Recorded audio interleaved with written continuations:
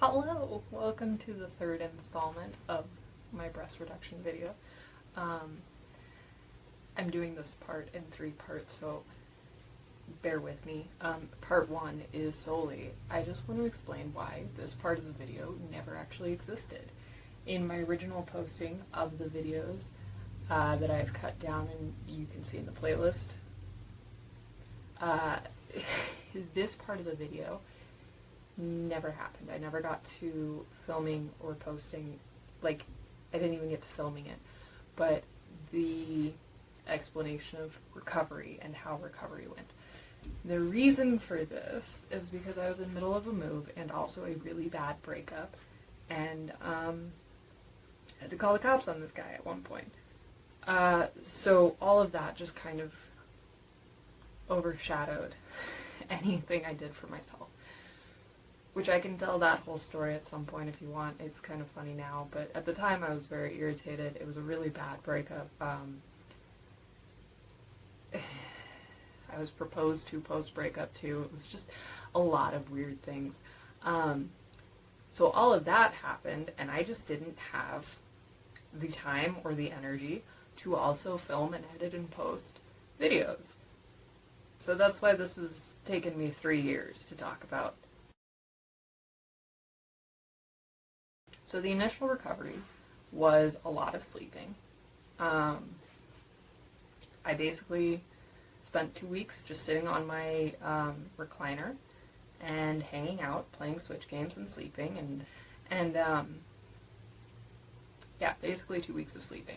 I weaned myself off of pain meds really quickly because I have a history of addictions in my family, so I tend to pull myself off of things really quickly. So within 4 days I wasn't taking any kind of pain meds at all. The pain wasn't unmanageable at that point. I'll insert some pictures of me during recovery. I'm sorry I look really drugged out because I was, but this one was day of surgery in the mirror of the hospital, and this was when I got home. So recovery for the first 2 weeks was literally just sitting in the recliner, struggling to go to the bathroom, and I really was serious in the last video about saying that pulling my pants up after peeing was really difficult because I had to like lean forward, and like it was a lot of stress on the boobs. So that was like the first 2 weeks, basically, in a nutshell. I slept a lot. I kept snacks by my chair. I hung out. I didn't really do anything. After the 2-week mark, pretty sure it was after the 2-week mark, I started going back to work.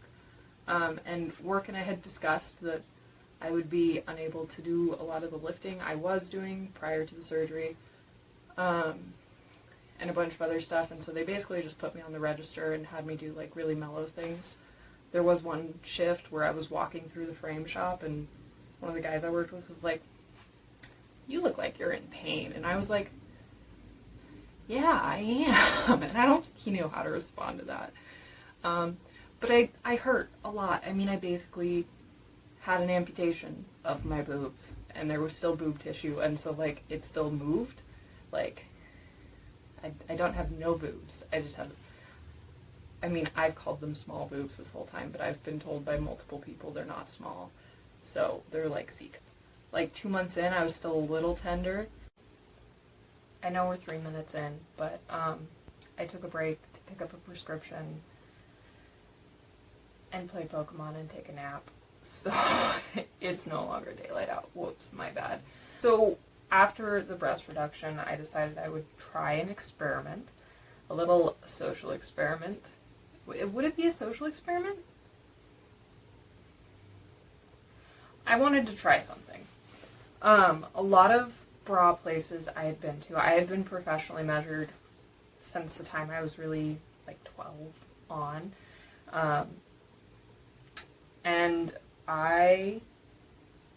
that was part of the bra shopping that I hated, because for a good portion of that time I just kept getting bigger, which was stressful when I already felt like I was too big. But I decided I would go to a couple different places to get measured, and I had a vague idea of what my bra size was at that time. I was a 34G, And for those of you who don't understand bras, which is the majority of people, even those who wear bras, they're not like easy to size. It's not like men's pants where it's like your waist and then your inseam and then like boom, you have a pair of pants.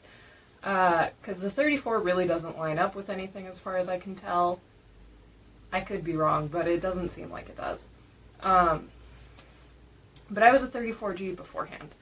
And in that time frame, while I was in college, I looked into what it would take to make a business making bras. And so I actually studied the sizing of bras a lot. So let me break that down for you. Okay, I'm not wearing a bra right now, but I wanted a t-shirt that wasn't quite so loose-fitting and open back so that you guys can kind of see what I'm doing. So bra sizing is based on 2 to 3 measurements. It's pretty simple. You take, I'm going to use this cord because I don't know where any of my measuring tapes are. I haven't used them in well over a year because of the plague. And also I'm just not doing anything with them. So we're going to use this charging cord. Imagine this is a measuring tape. To do this, you go right under the boob. It's not COVID, I promise. And you take this measurement. I happen to know mine is 29 inches. I haven't measured recently, but I'm 29 inches there. And then you go to the widest part of the boob. For a lot of people, this is around the nipple. Not everyone, though. And you measure there. Right there. So as you can see, widest part. I happen to know I'm like 35 inches right there. And then, if you're not finding bras that fit, you also take your measurement up here. I happen to know, due to wearing a back brace as a child, a lot of people, this measurement and this measurement will be the same, but because I wore a back brace, as long as I did, it's not for me. This is like 29 and this is like 32, 34, I think. So, you take those, and I just plugged them in to like 6 or 7 different online bra sizing options, and wanted to see what they would give me. And boy howdy, was that a wild result. I'll post them here, just because I did not look at my notes before this, and I need to find that note anyways. But here. And then I also went to a couple stores.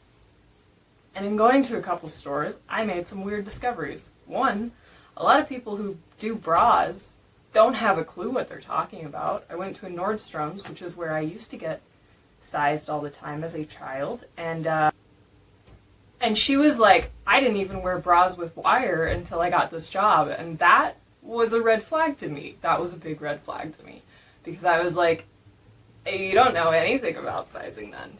Because, again, for those of you who maybe don't wear bras or only wear bras with wires, I don't know. I only did until the reduction, basically.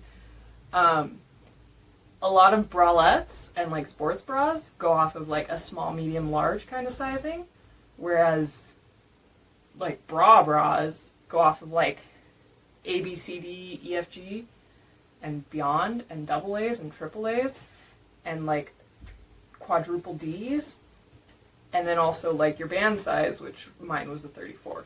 So the sizing is a little more challenging. And so with this experiment I did, I had a couple rules. First, I would be entirely willing to try on whatever size they brought me, even if I knew it wouldn't fit. Because there were a couple of them where I was like, A cup isn't going to work. I'm telling you, it's just not going to work. And then also, I would give zero indication that I had any idea what size I was. However, I did. As mentioned before, I looked up a bunch of stuff online and also kind of have an understanding of how to measure myself anyways. And so I kind of knew.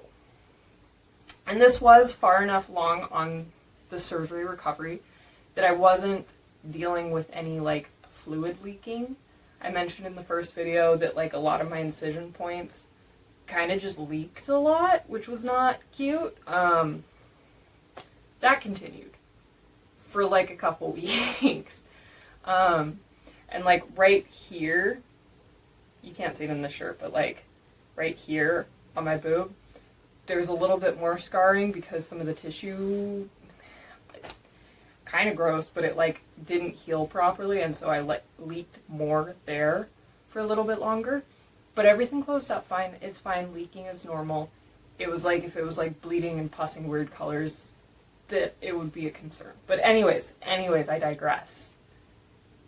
I got to a point in the healing where that wasn't really an issue anymore, and I wasn't super sensitive. This was after the stitches got out. I got my stitches out. You go in a week after surgery, and they took out some of my stitches, and then 2 weeks after surgery, I went back in and they took out the remainder. But that was just based on my healing. So a month after my surgery, give or take, I went to bra shopping, and I went to a couple different places in the mall.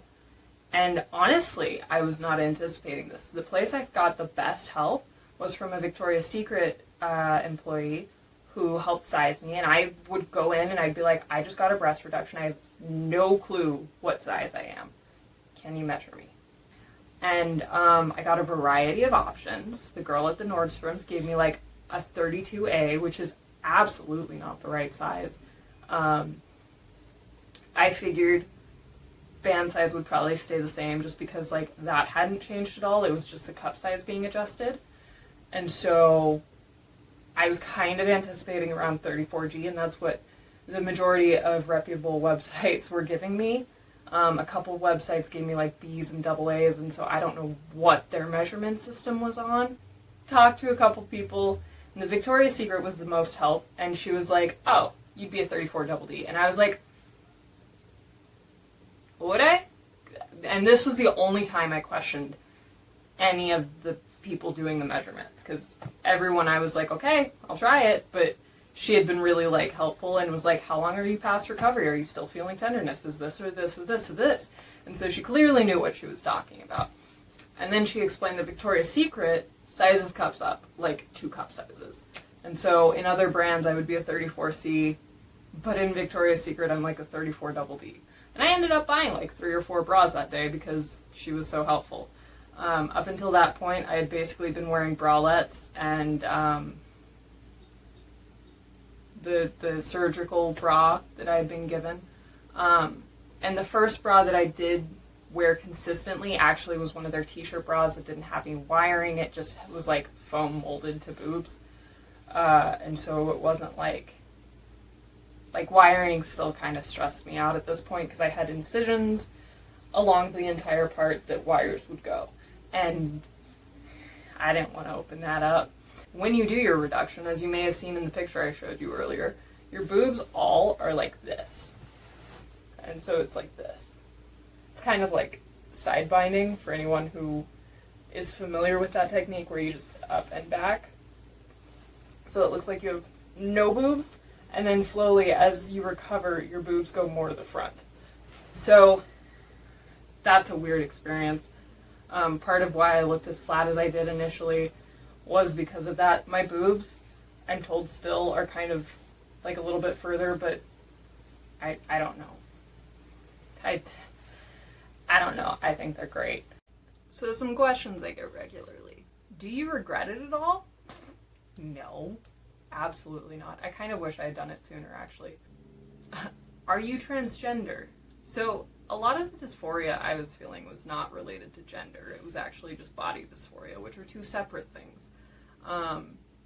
And like a lot of people who are transgender get similar surgeries, which is actually part of why I started writing this, because I knew a lot of people getting top surgeries, and I wanted a resource that could be used. There are some differences because I still have boobs, and like if you remove them completely, there's slightly different recovery just because like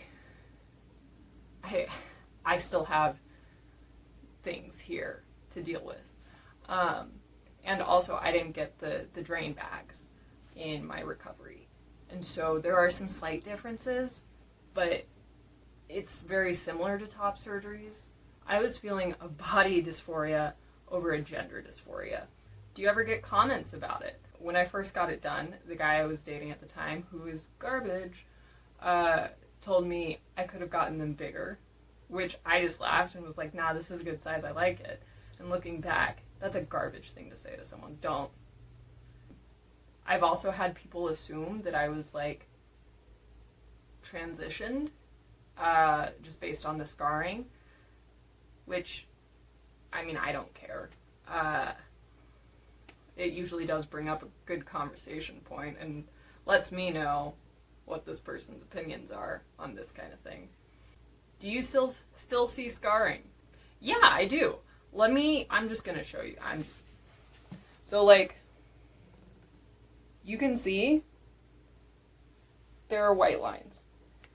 They were purple when they first were healing up, but they've paled over time. They're not super noticeable.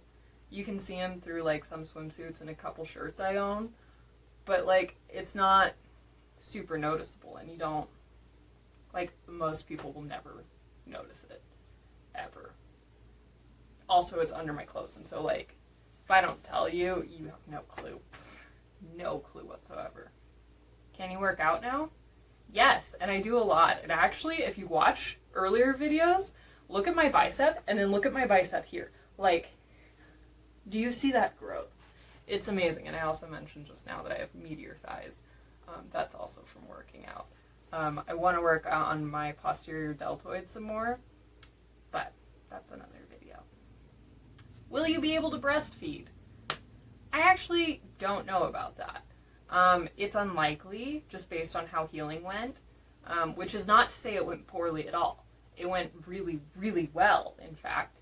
But I'm also not planning and don't want to have kids at any point. Pregnancy really freaks me out, and like, the responsibility of bringing another life into the world is too much for me. And me and my partner both have kind of just agreed that we're going to keep it to dogs and pets and like birds maybe. If we want something that talks back. But yeah, I'm not planning on having kids. I've never breastfed. I've never had kids. I never, nope, no thank you. So if that's a concern of yours, you might want to keep looking at people's videos so that you get clearer answers, because I'm no help. But the reality is, it's very unlikely I'll be able to breastfeed if I'm ever in that situation, just because I don't think I have the parts connected correctly. You mentioned in a previous video, nipple sensitivity can sometimes be affected. Has yours? This is going to be TMI if you're under 18. Hi, please leave. I don't know why you're watching this video anyways. So, fun fact about nipple anatomy. I hope this doesn't get demonetized. It's not like it's monetized anyways, but I hope it doesn't get blocked, because like, oof, that would be awkward. But anyways, nipple anatomy. There's like a little nub under the part of your nipple that sticks out when it's cold. I can't think of words. The nip. And there's like a nub. And so when you see like nipple piercings, for an example, they go under that nub to like secure the piercing. One of my boobs does not have that nub anymore. The other one has a partial nub. So sensitivity is kind of weird. It's also a lot of scar tissue. Okay, this canvas is gonna help me. So like boob, right? Wow, that is dirty. Boob, like that, yes? From the front. This is terrible drawing, I apologize. Yes, boobs. The nipple,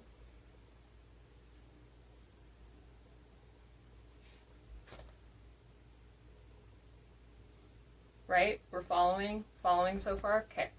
So when you get the surgery, all of this is where they cut it out of you. I'm trying to avoid the ring light on this plastic, and it's going horribly. I apologize so much. But anyways, they they cut out your nipple around the areola, right? And then when they so with the reduction, what they do is like, oh my God.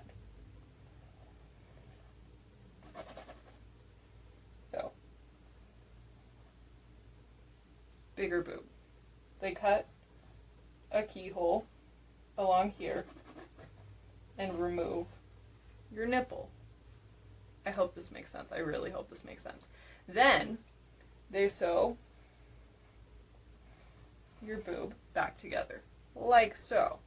So that's kind of what my scar looks like, and it extends all the way to like under my armpit. And then like pretty far inside. Nipple. So they stitch all of this like that. And then they take more stitches and go through the nipple, and they sew on this like pad and kind of like sew it to these outside stitches. It's bizarre. It's absolutely bizarre. But it's to maintain pressure so that you can continue, so it can encourage blood flow to the areola and nipple area. I hope this makes sense. I dropped out of college instead of going to art school, so I apologize. But that's kind of the scarring I have. That's the incision they took, and they like removed all of this, cut the nipple out. But here, yeah. So, nipple sensitivity isn't really a thing I have. I don't know that I really experimented a lot with nipple sensitivity prior to. And so it's not really something I know that I can compare adequately. I drew boobs for my YouTube channel. Wild. Those are all the questions I can think of that I've gotten regularly. If you have more questions, leave them in the comments below and I'll make a Q&A video. I don't have a schedule for that. I just wanted to get these 3 videos like out. So next week we will go back to normal content. If you're just like tolerating me talking about my boobs, sorry. I said I was going to do this a long time ago and here we are doing this. Yeah, so thank you so much for watching if you watched, and if you didn't, you're not here. I really appreciate all the support and all the love I've gotten on these videos. I wasn't anticipating that. I don't know what I anticipated, but y'all are really sweet and I really appreciate it. Go ahead, hit the subscribe button, hit the notification bell, because subscribe doesn't do what it's supposed to, I guess. I don't know. But hit the subscribe notification. Like the video if you enjoyed it. If you have questions, comments, concerns, like I said, I'll probably do a Q&A in the near future. I don't have a schedule posted for that, like in my head. So when I get that together, when I get enough questions to feel like it's worth doing a full video, I'll do that. But in the meantime, thank you so much for watching. I really appreciate it. And have a great day. Bye.